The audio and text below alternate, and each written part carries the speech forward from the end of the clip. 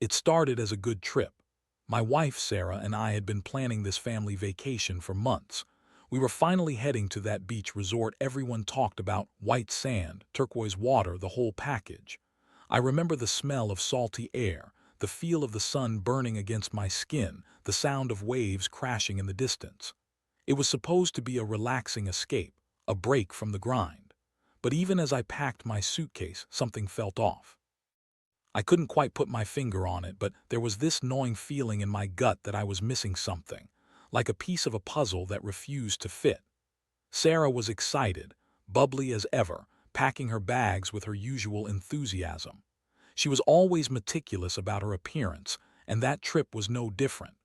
But I noticed she kept glancing at her phone more than usual, her fingers fluttering over the screen, quick and nervous. When she thought I wasn't looking, she'd hide her phone behind her back or swipe to hide notifications. I told myself I was paranoid. It was just the excitement, right? Or maybe I was reading too much into her.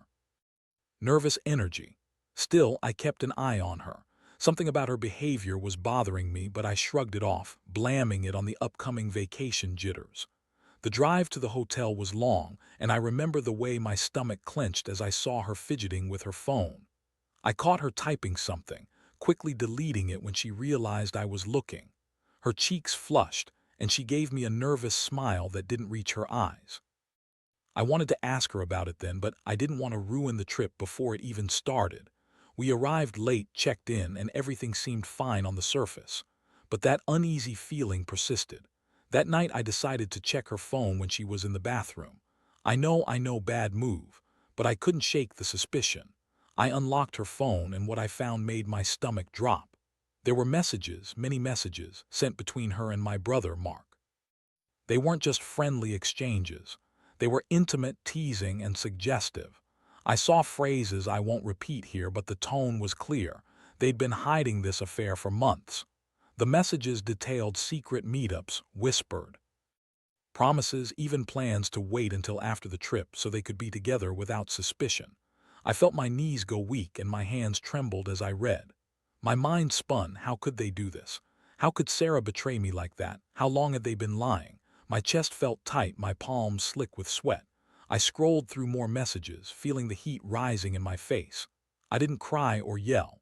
I just stared at the screen, cold fury replacing the shock. That was the moment I knew. This was no accident or misunderstanding. They'd built something behind my back, and I had all the evidence right there in my hands. I sat in the dark for a long time, the room silent except for the distant sound of waves. My mind raced, trying to figure out what to do. The betrayal was deep, but what hurt even more was the realization that my own brother, someone I trusted, someone I'd shared holidays with, laughed with, confided in, had been sneaking around with my wife. I clenched my fists so tightly I felt my nails dig into my palms. This wasn't just about cheating, it was about my entire life, my family crumbling in the shadows. The next morning I woke up with a pounding headache and that sick feeling still gnawing at my stomach. I knew I couldn't ignore it anymore. I decided I had to confront them, both Sarah and Mark. But how? I wasn't planning on making a scene, at least not yet. I just needed a plan, something calculated. I wanted them to know I knew. I needed to make them feel the weight of what they'd done, to understand that their betrayal wouldn't go unpunished. I had no intention of just walking away or forgiving. They had crossed a line and I was going to make sure they paid for it. I spent the day pretending everything was normal. We went to the beach. I kept smiling, but inside I was boiling. I kept replaying the messages, imagining their secret meetings, their stolen touches. The image of Sarah's lips on my brother's neck made me feel physically sick. I needed to get even, but I wasn't sure how yet. I only knew I wouldn't let this slide. Not without a fight. As the sun set, I looked out at the horizon, feeling the cool ocean breeze on my face. That's when I decided I would get my revenge, and it would be precise. I'd expose them completely, and I'd make sure they understood the pain they'd caused. I didn't care if it made me look ruthless. This was about justice, about reclaiming my dignity. And the first step, I had to set the stage, gather what I needed, and plan my move carefully. Because once I acted, there was no turning back. The next morning, I woke up with a plan already forming. I knew I couldn't confront Sarah or Mark directly just yet, not like that. No, I needed to have everything lined up so they'd understand I knew exactly what they'd been up to. I couldn't let them brush it off as a stupid flirtation or a misunderstanding. They crossed a line, and I was going to make sure they paid in a way they'd never forget.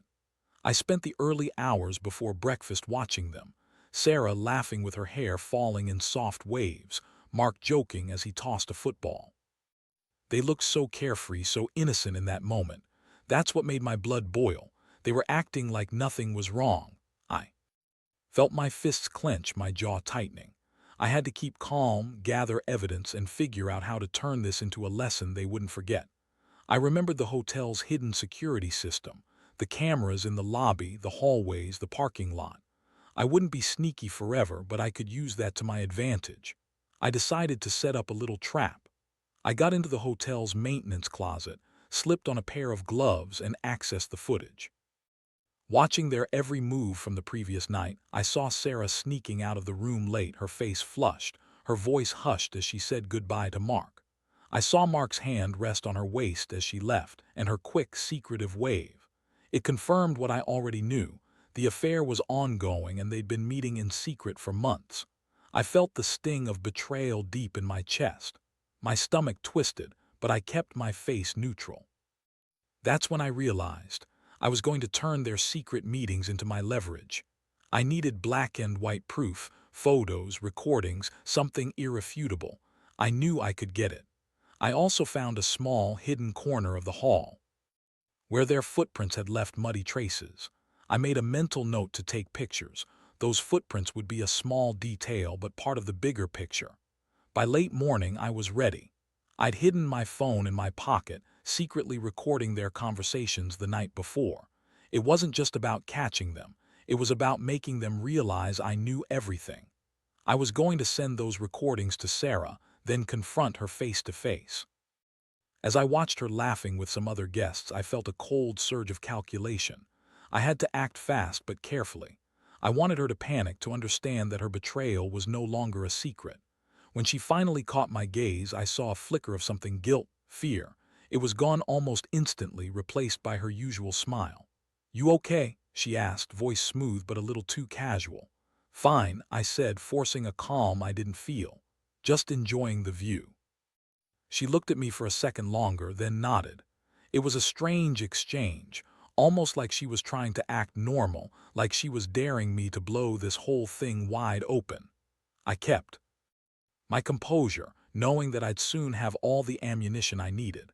I decided to wait until tonight, when I could make the final move. Later that evening, I slipped away from the group, pretending to go for a walk on the beach. I knew I had to be alone, quiet, where I could send the recordings and photos to Sarah's email with a simple note: "We need to talk." I watched her from a distance, feeling both satisfaction and a strange sense of dread. This was just the beginning. I already knew their secret was out. Now I had to decide what I was going to do with it. As I walked back to the room, I couldn't help but think about Mark. I'd known him since we were kids, shared so many memories. But right now, all I could see was the betrayal, the lies. I'd been blind, trusting, and that trust was shattered, and I realized I'd have to do something drastic to make them understand the pain they'd caused me. I had no idea how they'd react when they realized I had everything. All I knew was that I wouldn't go down quietly, and I'd make damn sure they understood that I wasn't just hurt. I was furious, and I was coming for justice. Now I sat in the dark, waiting for the right moment to strike, feeling the weight of what was coming. I knew that once I pressed send, everything would change. They'd never see me the same way again, and maybe, deep down, I didn't want them to. I just wanted them to know I had all the evidence and I was ready to use it. As the night settled in, I felt the weight of my decision pressing down harder. The evidence I'd collected, those recordings, the photos of footprints, the messages, everything was ready. I kept staring at my phone, counting the seconds until I pressed send. My hands trembled slightly, not from fear, but from the adrenaline surging through me. This wasn't just about revenge anymore. It was about reclaiming some shred of dignity I thought I'd lost. I sat on the edge of the bed, eyes fixed on the glowing screen. Heart pounding, I finally tapped the email icon, attached everything, and typed a simple message: We need to talk tonight. Meet me in the lobby in 10 minutes. No explanation, no warnings, just those few words. I wanted them to understand I knew everything, that I was in control now. As soon as I hit send, a strange calm washed over me.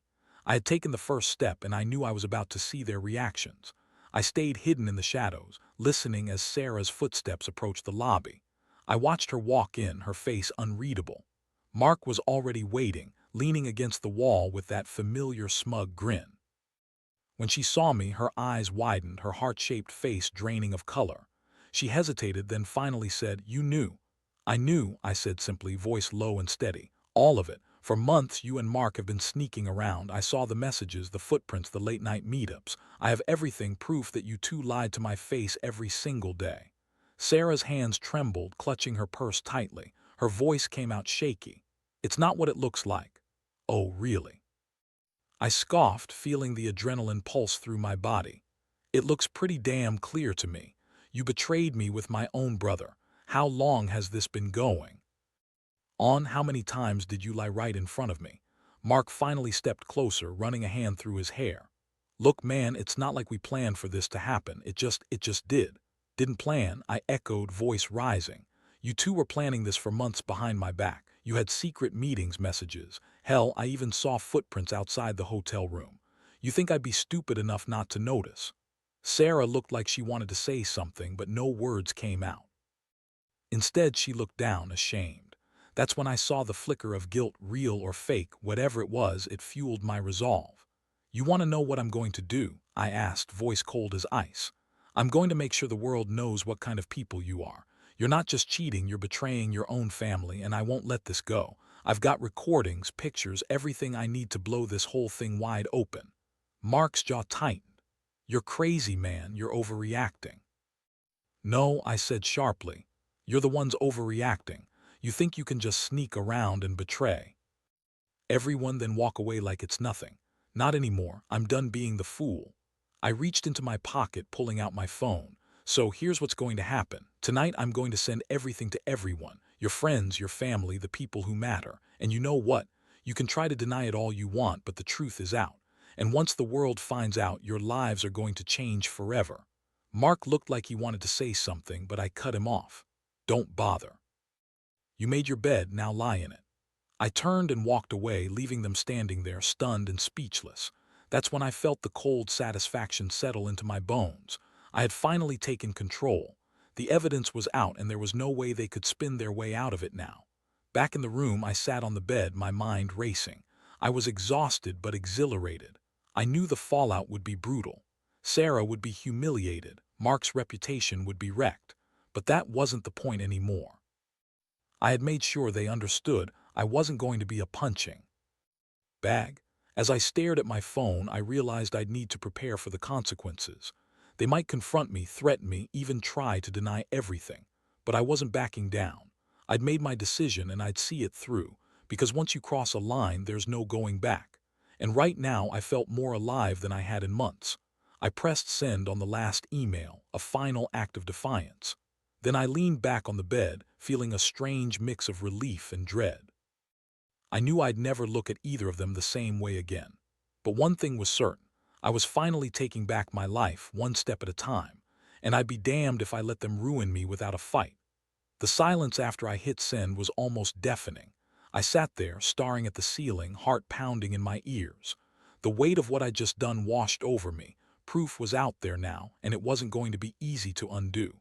I could feel my nerves prickling, a mixture of adrenaline and dread.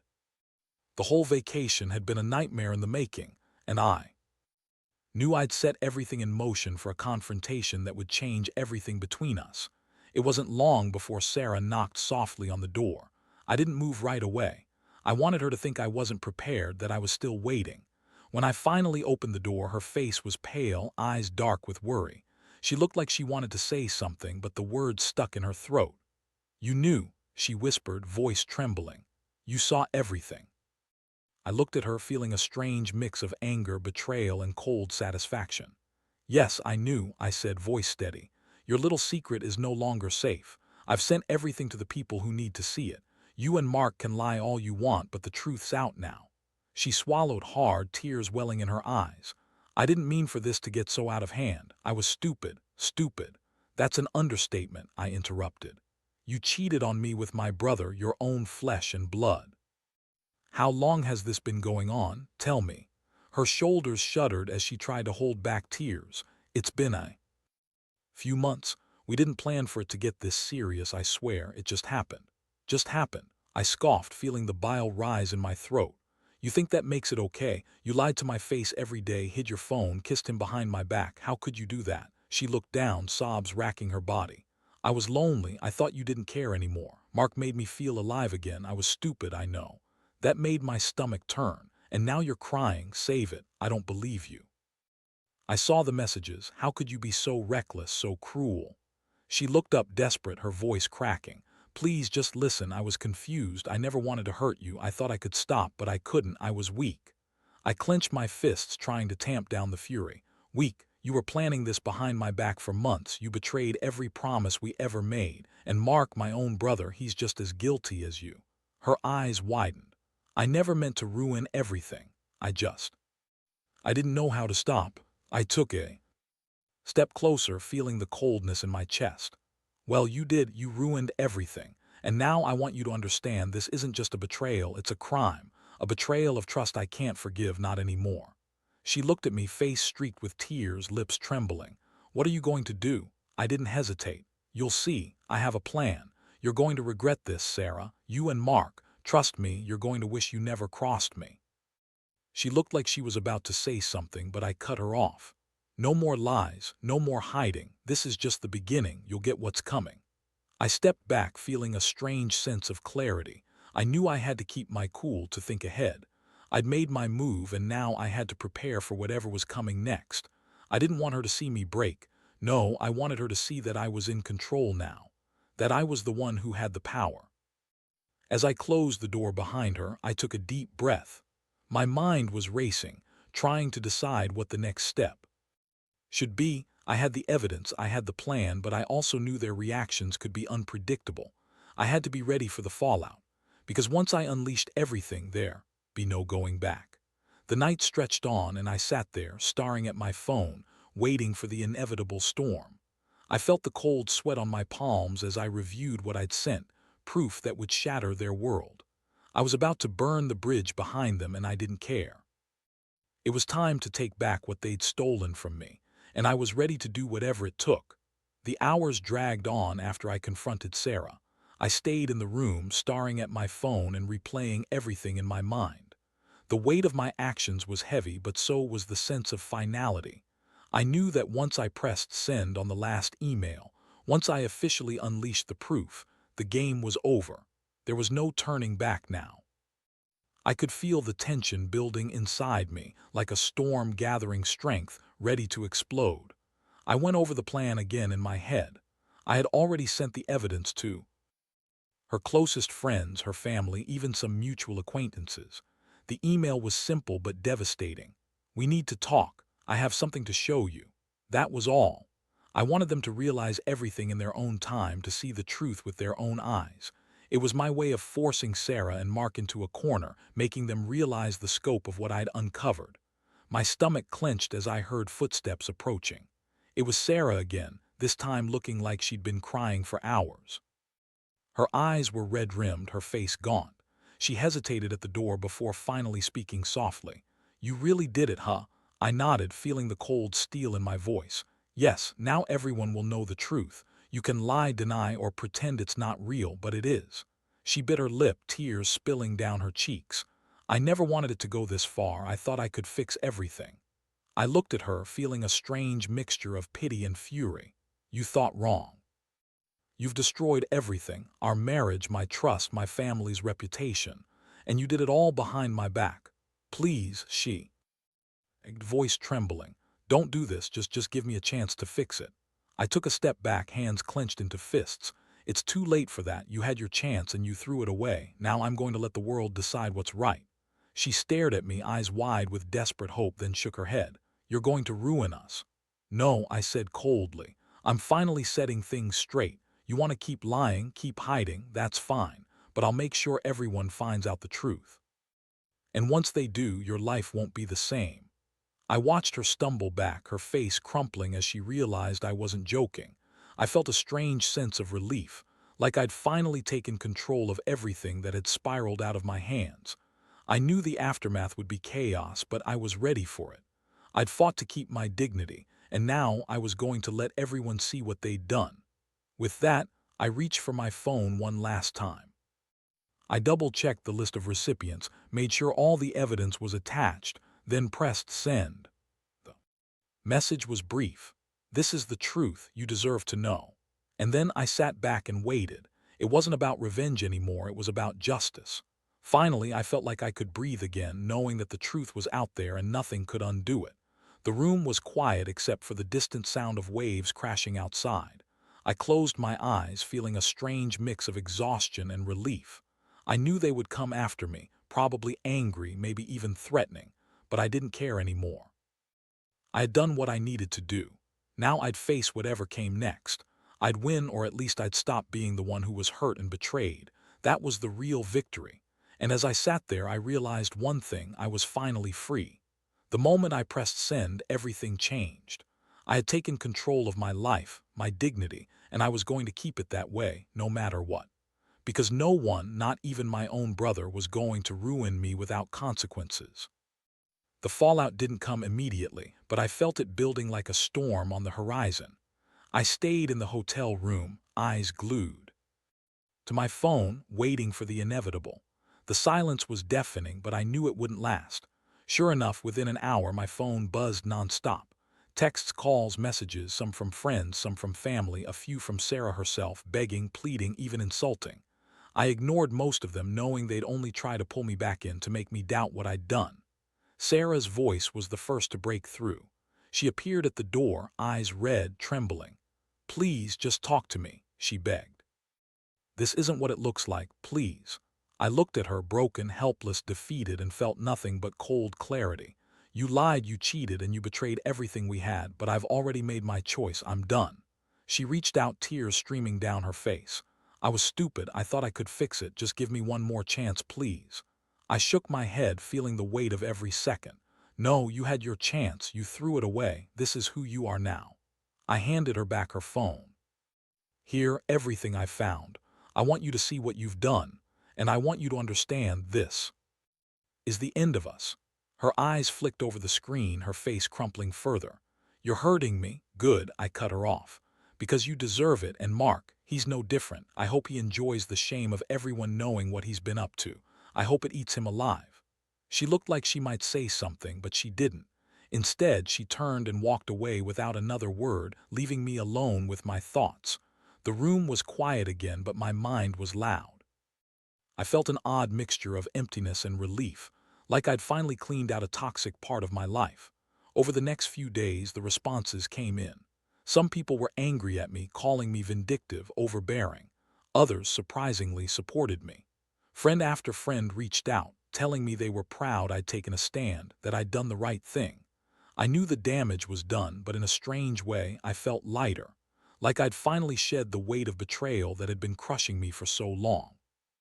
Sarah and Mark disappeared from my life. I blocked their numbers, cut all contact.